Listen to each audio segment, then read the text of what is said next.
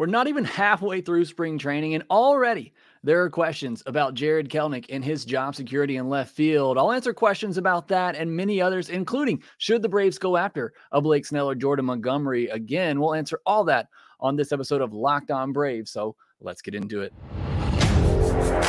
You are Locked On Braves, your daily Atlanta Braves podcast.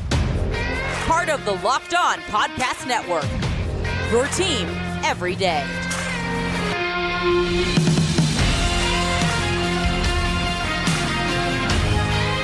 Hey, and welcome back to Locked On Braves, part of Locked On Sports Atlanta, where we cover your favorite Atlanta sports teams each and every day. I am your host, Jake Mastriani. You can follow me on social media at ShortstopBall. Also, make sure you check out my written work over at BravesToday.com. Make sure you follow the podcast on social media at LockedOn_Braves. Send in any questions, comments, or feedback you have for the podcast. If you are new and haven't already, hit that subscribe button on YouTube. Trying to get to 10K by opening day, around 9,400 right now. So about 600 to go. You can help me get there by hitting the thumbs up button on this video. Telling a friend as well. Make sure they subscribe to Locked On Braves. You're listening to an audio version. Appreciate your support as well. If you leave me a 5-star review on Apple, Spotify, wherever you listen, I would appreciate it. Thank you so much for all the support that you give me here at Locked On Braves. Whether you're an everyday or occasional viewer of Locked On Braves, I appreciate all the support that you give me here. It is a Mailbag Friday edition. It's a pre-recorded edition as I'm out this weekend recording this on Wednesday afternoon, but got a lot of great questions that were submitted about Jarred Kelenic, Jordan Montgomery, Blake Snell, a lot of other really good questions to answer on today's episode. Before I do that, though, this episode is brought to you by FanDuel. Make every moment more. New customers join today, and you'll get $150 in bonus bets if your first bet of $5 or more wins. Visit FanDuel.com/lockedon to get started. All right, as I mentioned, I'm pre-recording this episode this week as I'm traveling over the weekend. So some of these questions might be a little outdated, especially the ones about Jordan Montgomery and Blake Snell, if they happen to actually ever sign with a team. But we got some really good questions in here, as we always do. You always submit great questions on the podcast, but I wanted to give you that warning. This is being recorded on Wednesday afternoon. First question from Brendan McCormick says, what would we have to see out of Jarred Kelenic for him to be the next Brave to receive a long-term extension? Is the Kelenic move the most underrated transaction by any team this offseason? I started with this one. Maybe I shouldn't have, but this is one of the more positive questions on the positive side of things for Jarred Kelenic. A lot of these others are more on the negative side. So let's start with the positive here for Jarred Kelenic. What do we need to see for Alex Anthopoulos to lock him up for years to come? For Alex Anthopoulos and the Braves front office to say, we've seen some changes in Jarred Kelenic, and we believe he's going to be our everyday left fielder for the foreseeable future. What type of season would Kelenic need to have? I think couple of things in particular: better plate discipline, and just overall, got to bring that strikeout rate down to, even if he just brings it down to 25%, it's been around 30%. Even if he can just cut that strikeout rate down to 25%. Want to see him play good defense. Want to see him stay healthy. Want to see his attitude as well. Again, he's been labeled as somewhat of an immature player in the past, getting injured last week. That was self-induced.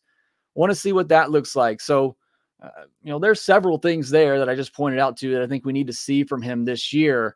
I'm looking at the quality of at-bats. And if you see a major improvement there, and the Braves internally are going to know this more than us viewers, fans on the outside, because I've talked about this. I believe, they targeted Jarred Kelenic. There clearly was something they saw with him that they thought, if we get this guy, we can unlock him. Well, did they?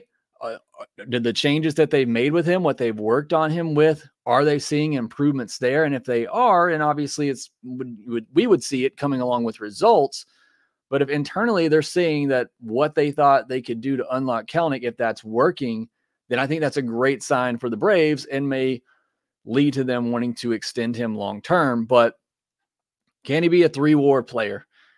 I have no doubt that he can be a 1.5 to 2-WAR player, just even doing what he did last year. Can he get up into that 3 to 4 WAR range where Michael Harris has been the last couple of years. A 4-WAR player, obviously MH2 gets a big boost because of his defensive ability. And I want to see that as well. But I think overall for Kelenic, I think for him to get an extension, I think it goes a little bit beyond the results on the field. However, if the adjustments that the Braves make with him are working the way that they hope, I think you're going to see those results. But I think more than anything, it's what the Braves are trying to do with Kelenic, whatever advice they're giving him, whatever they saw in him, is that working? Are they seeing improvements in that area? And are we seeing results on the field? But, you want me to give you some sort of stat line. Can he hit 260, 270? Can he cut that strikeout rate down to more to 22 to 25%? Can he get to 20 homers? Can he get to 20 stolen bases? Like, I think that he can. And can he play solid defense? That's what I hope to see in Jarred Kelenic this year. And if we see that, I don't know that will lead immediately to any type of extension, but I think that's what you would need to see in order for that to be a consideration. Now, that's the positive side of things for Jarred Kelenic. These next two questions here are more pessimistic. And Dustin Melton says, not to insinuate anything because it's very early, but how long and how bad would Jarred Kelenic have to get before he lost the full-time spot in the lineup? And if you were in control, what would that turning point be? For me, it's the 2-month mark. I think it may also depend on how the season is going. Look, if everybody stays healthy in this Braves lineup, he can bat ninth all year long, and they can give him a long leash to try to figure things out. If things aren't going to plan, maybe somebody gets injured, you're having to rely on Kelenic a little bit more, then maybe that timeline moves up a little bit. Look at Michael Harris last year. And yes, he was banged up, and talked about this on the X Factors podcast on Wednesday night. But Michael Harris was one of the worst hitters in baseball for nearly 2 months last year, and he missed time in there. It was really only little over 100 plate appearances, and the Braves just let him work through it. Part of that is because they believe in the talent of Harris, and they most likely also believe that it was because of the injury.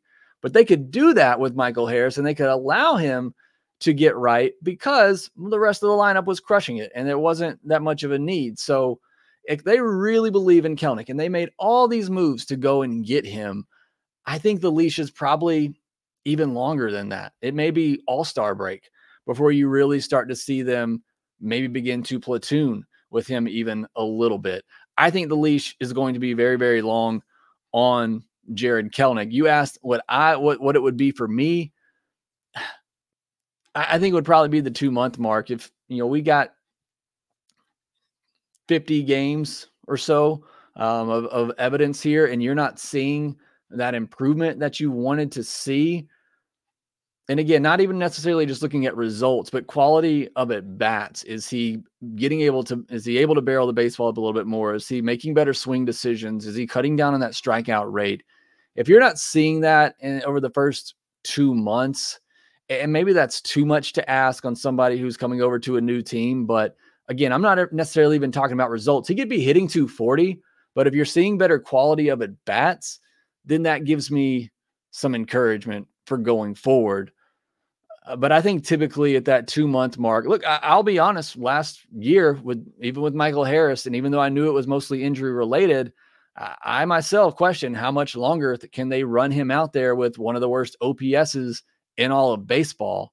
And obviously he turned that around, and I know we tend to overreact more as fans than maybe a typical front office would be. And again, I think the leash for him is going to be much longer because I think the Braves lineup is not going to be dependent on him and how well he can hit. Caden Hurd has a follow-up question to this and says, with how Wall has performed, do you think that he could platoon with Kelenic if he couldn't perform? It wouldn't be Wall, as they're both left-handed, but this kind of leads into the previous question from Dustin Melton. It may not be how long of a leash does Jarred Kelenic have just on the left field job in general, but the Braves have said they want him to play every day. That means against lefties too. How long of a leash does he have before that goes away? I think maybe is the bigger question. And I think that's also what Dustin was asking.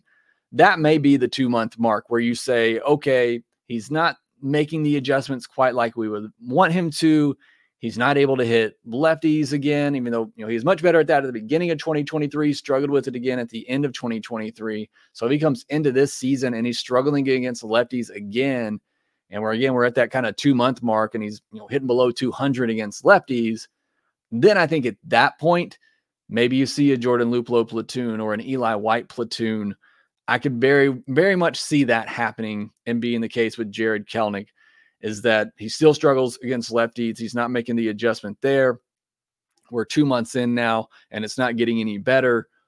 We'll start platooning him, using him essentially like we did Eddie Rosario last year, platoon him with an Eli White or a Jordan Luplow, something like that. So very different conversations there around Jarred Kelenic. Could he play well and get an extension? Yes. Could he still struggle against lefties, struggle with that strikeout rate, becomes a bit of a black hole in the lineup, and you're looking to platoon him after 2 months of the season? That's very much an outcome as well. And that's why Jarred Kelenic is one of the bigger question marks for this Braves team going into 2024. We got a lot more questions to get to, including the free agent pitchers that are still out there. Could their price be falling to a point where the Braves just absolutely have to jump in? I'll answer that here next. Everyone wants to eat healthier, but doing so can be a pain, and the plan to put those meals together takes so much time, and it's super expensive. That's not the case with Factor meals. Eating better is easy with Factor's delicious, ready-to-eat meals. Every fresh, never frozen meal is chef-crafted, dietitian-approved, and ready to go in just 2 minutes. You'll have over 35 different options to choose from every week, including Calorie Smart, Protein Plus, and Keto-type meals. Also, there are more than 60 add-ons to help you stay fueled up and feeling good all day long. Fuel up fast with Factor's restaurant-quality meals that are ready to heat and eat whenever you are. Pancakes, smoothies, and more. Discover a wide variety of easy options for the entire day, like breakfast, midday bites, and more. And there's no prep, no mess, which I really, really appreciate with 3 young kids. Factor meals are ready to heat and eat, so there's no prepping, cooking, or cleanup needed. They're flexible for your schedule. You can change things up every week. Factor is the perfect solution if you're looking for a fast, premium options with no cooking required. We've done the math on this as well. Factor is less expensive than takeout, and every meal is dietitian approved to be nutritious and delicious. And again, I really appreciate that. I got a family of 5 now, and you just go to any local restaurant down the store and it's going to cost you $30-$50 to get out of there. Factor meals can help you with this. Head to factormeals.com/LockedOnMLB50 and use code LockedOnMLB50 to get 50% off. That's code LockedOnMLB50 at factormeals.com/LockedOnMLB50 to get 50% off. Locked On has launched the first ever national sports 24/7 streaming channel on YouTube, and now it's also available on the Amazon Fire TV and the free Fire TV channels app. Locked On Sports Today is here for you 24/7, covering the top sports stories of the day with the local experts of Locked On, plus our national shows covering every league. Find Locked On Sports Today now available on the free Fire TV channels app. On Monday, we'll be back looking at which prospects are most likely to be traded this year. And then on Tuesday, Grant's going to join me on the show and talk about everything he saw while he was down at spring training. Let's jump back into the questions, though, on this mailbag episode. Cavs Buckeyes always submit some great questions. Said, if you could get either at the price Bellinger signed for, would you prefer Snell or Montgomery? Both have their flaws as pitchers, but I'd probably default to the stuff and go Snell, though I think the draft pick makes it interesting. So the draft pick thing does make it a little bit more difficult, but I agree with you. I go with the stuff in that situation because I think the Braves have the pitching to get through a regular season. I think they have the starting pitching depth there to get through a regular season. And my focus is more on the postseason. And I'll talk about that I did talk about that with Chris Sale on Wednesday's episode, and why I think he is the Braves' biggest X factor is because of what I think he can do in the postseason. So I would lean towards Snell over Montgomery there, just because, as Cavs Buckeyes mentioned, I think he has the more dominant stuff. It does obviously come with a lot of risk as well with the walks, but he can rack up those strikeouts. Look, Montgomery was great in the postseason last year, as well, but I think I probably would. And obviously, I think we're taking health out of the equation here. Health has been a problem for Snell. I think if you were talking long-term, if we're talking just a long-term deal here, which is not what we're talking about when we're talking about the Cody Bellinger deal, it has opt-outs after every year. If you're telling me or asking me who I want more long-term, I'm probably saying Montgomery because I think he's going to hold up more for a long-term contract. But if you're just saying, essentially a one-year deal because Bellinger's likely going to opt out and either of these pitchers probably would too, I'm probably going to take Snell because I think he has the better stuff, and that's what the Braves need for the postseason. Brandon McCormack follows up with that, says, any possibility the price for Monty has gone down will go down enough for the Braves to be in the race? There's a question I get a lot, and I'll give you a similar answer. I don't think so. And the reason for that is because the Braves are so close to that third luxury tax threshold. And it's one of those things, like I said last year, until they do it, I'm not going to believe it. Last year I didn't believe they were going to go over the first luxury tax threshold until they actually did it. And now I'm in that same situation where it's something they've never done before. They haven't even ever approached this point before. So until I see them go into that third luxury tax, where the tax gets more expensive, where their draft pick gets pushed back 10 spots, it's going to be hard for me to believe that they will. And no matter how much the price comes down for Monty, it's probably going to be at least $20 million a year, even if it's on a shorter term deal. Shorter term deals usually come with larger AAVs. Go look at the Zach Wheeler extension that just happened. So it's likely still going to be at least 20 to 25 million a year, which is going to, blow them past that third luxury tax threshold. So I don't think there's any price that it really could come down to where the Braves would get either Monty or Blake Snell for that matter. Cats Buckeyes also asked, do you think Snit should scrap the practice of having a locked-in closer for the ninth? More and more you see clubs deploy relievers based on leverage and matchups. If the biggest spot in the game is in the fifth, I want Iglesias out there. This is an interesting question when it comes to the Braves because, yes, Iglesias is your closer, and he's probably the best reliever in this bullpen, but just on a per stuff basis, is he that much better than AJ Minter when AJ Minter's on? Is he that much better than Pierce Johnson when Pierce Johnson's on? Even Joe Jimenez. I mean, I think this Braves bullpen has so many good arms, but I don't know that there is just one complete standout in this group. Should Snitker start using more of his higher leverage arms in better situations? You mentioned the fifth inning. That's too early for me. You use them in the fifth inning. Well, what if a big spot comes up in the seventh inning? And I know the counterpoint to that as well. What if it doesn't? And then you didn't take care of the fifth inning? The Phillies, you see this a lot of times more, I think, in the postseason. The Phillies deployed this in Game 4 last year against the Braves, and it very, very closely almost backfired on them. It's dangerous when you do that. The ninth inning is different. I've always been one that believed it's not, but it's been proven too much, over the last several years, I think, and there's too much data on it now that says getting those last three outs is different, and it is a different mentality.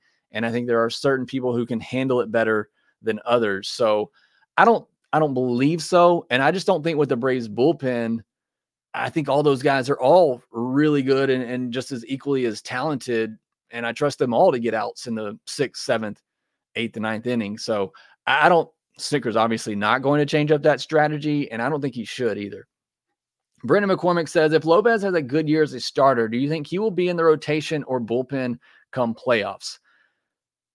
This obviously depends on the health of everybody else, but if Strider is healthy, if Fried is healthy, if Chris Sale is healthy, and Charlie Morton is healthy, and they all pitch like they're capable of, Lopez is going to be in the bullpen. Maybe you get into, I wouldn't even say that, in a championship series, you're probably still only going to use 4 starters. So if everybody's healthy, even if Lopez has a good year, you're probably going to go with those top 4 guys over him in a postseason rotation, putting him in the bullpen.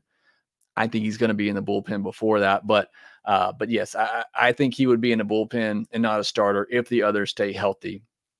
Another one from Kaz Buckeye. Should we be thinking about TDA as a true backup catcher at this point? His arm can be a nightmare depending on the matchup, and he had an 83 WRC plus last year. I think so, and it's why I've been talking a little bit about Drake Baldwin here recently with the looks he's gotten in spring training, him making it up to AAA last year, Chadwick Trump, every time I watch him play, he's crushing the baseball. I think this could be the last year for Travis d'Arnaud. Saying that, he'll probably come out and have a big year, but I think this is probably going to be it for him. And it would not be surprising to me if you start to see him get faded out a little bit this year. Now, he may be the leader on this team. And so I think it's important for him to be there in some capacity. And I think he's one of those guys that's going to have some sort of role in this organization even after he retires. But I'm kind of the opinion that this could be the last year with Travis d'Arnaud, and this could be the last year that we see him as a true impact player in the big leagues. And again, we may even see him start to fade out a little bit this season. Sean Finley says, hey, Jake, do you see Murphy getting regular playing time this year? I think that was why he struggled in the second half last year. I do. I'm very high on Sean Murphy this year. I think he had that little injury midseason. He also talked about the fact that he struggled with the heat in Atlanta some last year. I think that all, and just the inconsistent playing time, I think all that kind of combined had a lot to do with his struggles in the second half last year. I'm going to be really surprised if he doesn't get 120, 130 starts at catcher in 2024. I'm honestly going to be a little disappointed unless there's just a health issue or unless he just does continue to have his second half struggles at the plate. I'm going to be pretty, I don't want to say upset's not the right word, but I'm going to be pretty disappointed if he doesn't start at least 120 to 130 games at catcher this year for the Braves. What he does defensively, I think he's going to have a big year offensively. He can crush the baseball.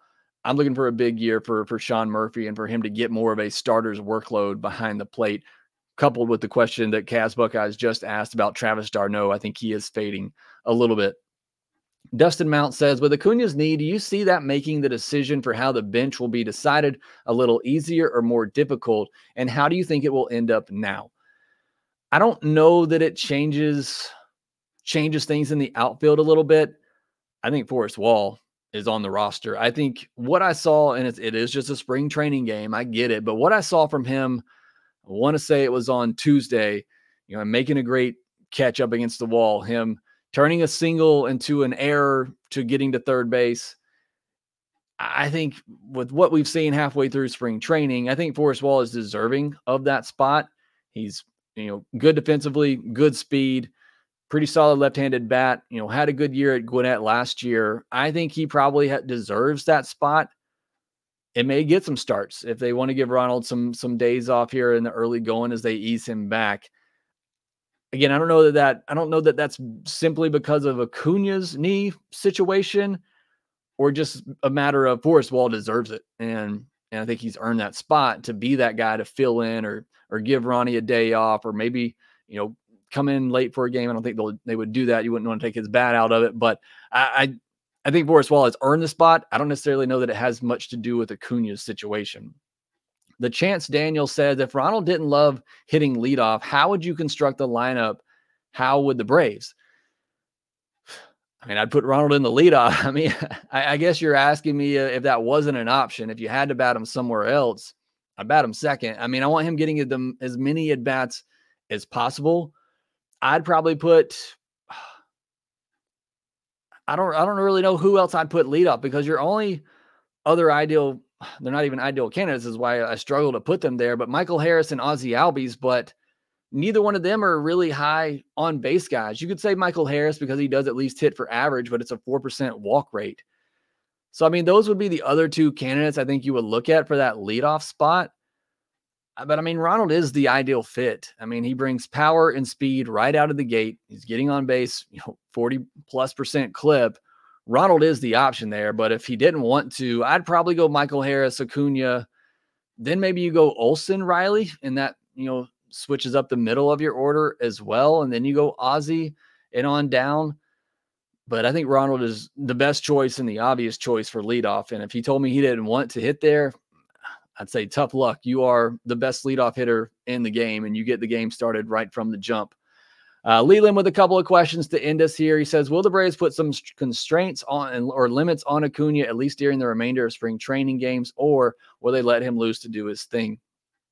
I hope, and I would have to believe, they're going to tell him to take it easy in spring training games the rest of the way. If you don't tell him that, he's going to get in more rundowns. He's going to go all out. That's just the way that he plays, even though some people don't believe that he hustles enough. And they've told him in the past, they had to tell him in 2022 to dial it back a little bit. And I would be surprised if they don't tell him, hey, at least for the rest of spring training, don't get in any more rundowns. Don't try to beat out any ground outs. Don't do too much in the outfield. Just take it easy. So I would be surprised if they didn't put some limits on him the rest of spring training. And then once the regular season starts, let him do his thing. And then Leland also asked, do you think the Braves will try to limit Sale in an effort to save him for late in the season? I do. I think they'll find ways for all of their pitchers. I think they'll find opportunities to skip starters. I think they'll find a way to give starters an extra day of rest, similar to what they did last year. I think if you get 150 innings out of Sale in the regular season and have him healthy for the postseason, I think that is best case scenario. And I think the Braves will look for opportunities, especially the depth you have in the rotation. If they're winning games like I think they will, I think there's going to be opportunities to call up an AJ Smith-Shawver, call up a Hurston Waldrop, call up a Darius Fines to get a start against the Marlins or the Nationals, and maybe give your Charlie Morton, maybe give Chris Sale a break here or there, maybe Max Fried too, give some of their starters a break to keep them fresh for the postseason. I think they will do that this upcoming season. All right, that's all the questions. Again, thank you so much for submitting all of those in, but we got more for you. We are counting down to opening day here on the podcast, and we will discuss that here next. Fire TV is your destination for sports, and from live games to highlights to in-depth analysis, Fire TV offers amazing viewer experience of smart TVs, as well as the Fire TV stick that you can plug into your existing TV that provides access to millions of movies and TV episodes, as well as free and live TV. Whether it's opening weekend for baseball, which is what I'm watching on my Fire TV, or you got the college basketball tournament coming up, you're going to want to have a Fire TV. Fire TV recently created Fire TV channels to deliver a constant supply of the latest videos from your favorite sports brands, all for free. That includes all of us here at Locked On and most of the big pro leagues and college conferences as well. Fire TV channels let you dive into all the game analysis, highlights, and more to keep you up to date on all the latest in the world of sports, whether that be March Madness, NBA, MLB, and lots more. Not to mention great news, entertainment, gaming, travel, cooking videos as well. Check out Fire TV channels on Fire TV and Alexa devices. If you haven't checked out Fire TV channels, you should. Trust me on this. It's great. User interface is great as well. I love that. To learn more, visit amazonfire.com/LockedOnFireTV. I want to remind you again, Locked On has launched the first ever national sports 24/7 streaming channel on YouTube. And as I just told you, it's now also available on Amazon Fire TV and the free Fire TV channels app. All right, we're counting things down to opening day here, and we are just 20 days away from opening day. We're about to get into the teens here for opening day. We're going to be talking about weeks now, especially when you include that Korean series in March 20th, I believe. Baseball season is right around the corner. I cannot wait. You look at jersey numbers worn, the number 20 worn by Braves. Marcell Ozuna is the current owner and has worn it for the last 4 years now. Before him was another 1 year great deal that the Braves made, and Josh Donaldson, who also just retired. He wore that number as well for the Braves. Eric Hinske wore it from 2010 to 2012. Everybody remembers the big home run by Eric Hinske in the playoffs. Nick Green wore it in 2004. Marcus Giles, seeing his name on here again, he wore it in 2001. And then my childhood, and a lot of your childhoods as well, Mark Lemke wore it from 1990 to 1997. Also, Orlando Cepeda wore it in 1969. So loving all these jersey numbers to talk about, bringing up some of these old players and some great memories with a lot of these players. But we are getting under 20 days away from opening day. I cannot wait. It's going to be an exciting season for the Braves. It's going to be an exciting season here on the podcast. So make sure you are subscribed to Locked On Braves on YouTube or wherever you get your podcasts. Want to remind you again, next Monday, I'll be telling you which prospects are most likely to be traded. And then on Tuesday, I'll have a conversation with Grant McCauley talking about his time down in spring training with the Braves. So all that coming up next week. Make sure you follow us on social media at shortstopball, at @LockedOn_Braves. Make sure you subscribe to the podcast on YouTube if you haven't already. If you have, hit that thumbs up button so other people can see it and hopefully subscribe as we are on the road to 10K by opening day. Make sure that you rate, review, and subscribe to the Locked On Braves podcast wherever you get your podcast, and we will talk to you next time.